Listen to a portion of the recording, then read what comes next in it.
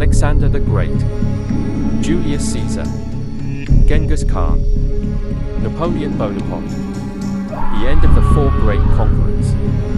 Imagine a man who wept because conquering 2 million square miles was not enough for him, the glory hunter. Alexander the Great cared only for one thing: conquering the world. He threw his army into battle without fear for defeat, as if he was immortal. And why wouldn't he think that the man was on a victory spree for 10 years?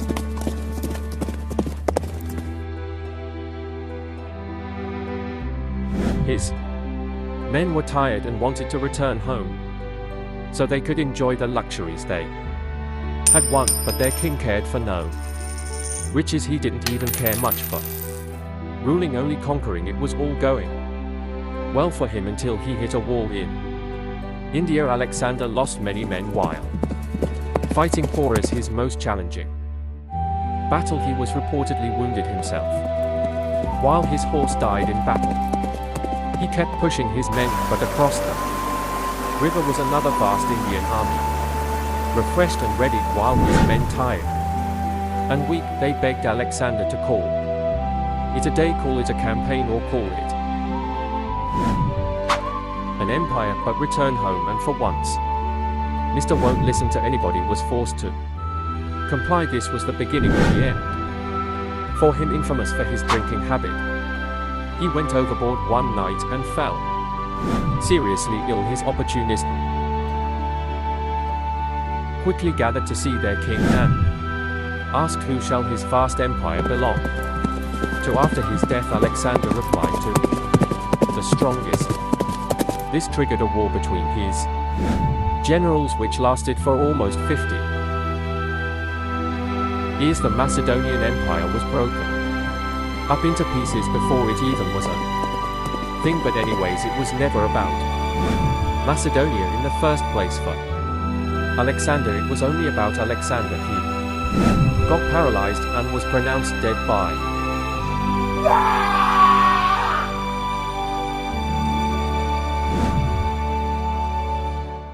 physicians. Greek historians write Alexander's body didn't decompose for 6 days after his death, which proves that the warrior king was indeed a god.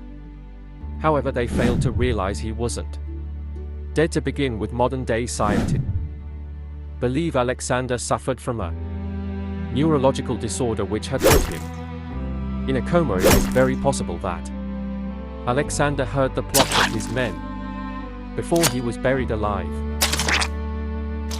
Next, we have the fanboy of Alexander, Gaius Julius Caesar. While Alexander wept because he had no more worlds to conquer, Caesar is reported to have burst into tears while he was reading the exploits of Alexander. He said to his men, when he was of my age, he had conquered Darius.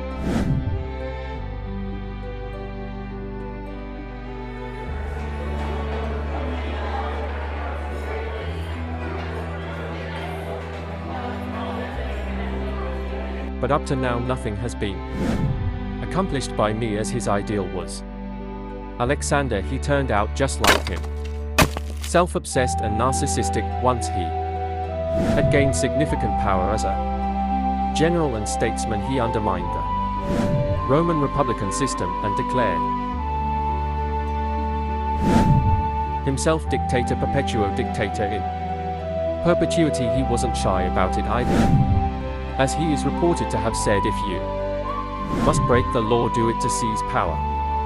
In all other cases, observe it. Senators in Rome feared Caesar wanted to establish monarchy, which would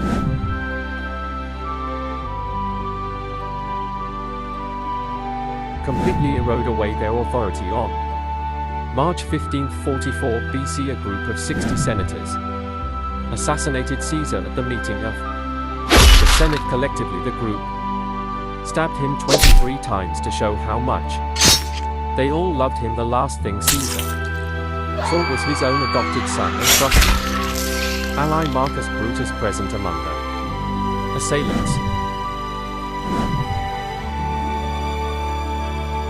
This takes us to the medieval era. While It was mainly famous for the Crusaders.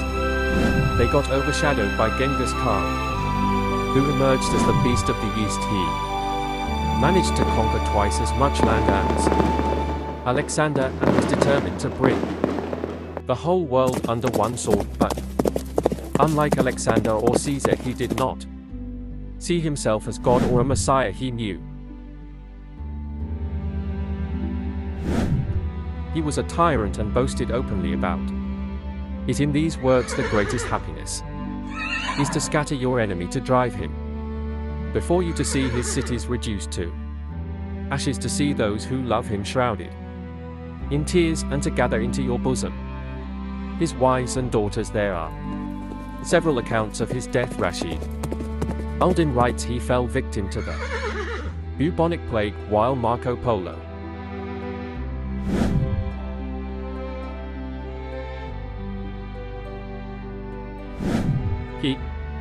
famous Italian traveler writes that he was shot on a horseback and succumbed to his wounds a few days later. Another report says he was castrated fatally by a princess of the Western Shia Empire, whom he had kept forcibly as a concubine. The reason why his death is not well documented it as other conquerors is because it was meant to be a secret. Before dying, Khan instructed his family and followers to keep his death a secret, as it occurred at the worst possible time. The Mongols were at the vital stage of their 20-year-long desired conquest of the Western Shia Empire. That conquest was more important for the dying Genghis Khan than his own grand funeral. Even his corpse brought death. Khan's followers slaughtered everyone on the route where his funeral procession was carried to keep it a secret. Fast forwarding 5 centuries, perhaps the greatest conqueror to live was Napoleon Bonaparte. The transition from swords and spears to artillery had taken place, and Napoleon was an undisputed genius in this art of war, although he became emperor in the name of defending revolutionary France. One can see his ambitions carried him far beyond his personality, was probably even more bizarre than the rest of the great conquerors. Caesar considered himself to be the only messiah to his people. Alexander thought himself to be a god. Genghis was a tyrant steppe overlord, while Napoleon considered himself an artist of war. He is reported to have said, "I love power, but it is as an artist that I love it." To him the battlefield was a painting, and he was an artist drawing it. His power of concentration was enormous, as was his memory for detail and facts. Once, on a campaign in 1805, one of his subordinates could not locate his division while his aides searched through maps and papers. The emperor informed the officer of his unit's present location, where he would be for the next 3 nights. The status and resume of the unit's strength, as well as the subordinate's military record. This out of an army with 7 corps, a total of 200,000 men, with all the units on the moon. It was all pictured in his head. He swept victories throughout parts of Europe and the Mediterranean region, with his forces moving as swiftly as the wind, only louder. However, the stakes got higher and higher. The death toll mounted, and the battles became even more blood-soaked. Eventually, he was defeated at the Battle of Waterloo in 1815 and was captured by the British forces. He was not sentenced to death, since the British did not want him to die as a martyr. Instead, they arrested him with a few of his followers.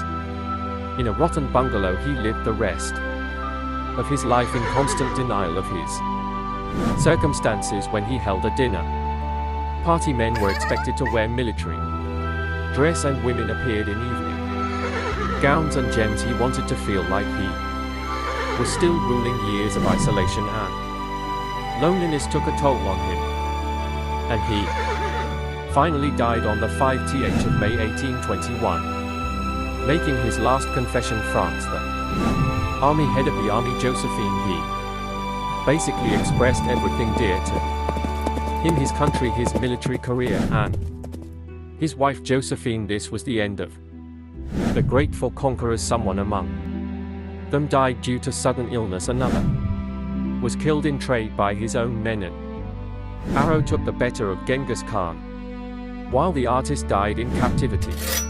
Although the four great conquerors left this world in different circumstances, they had but one thing in common: they all died desiring for more.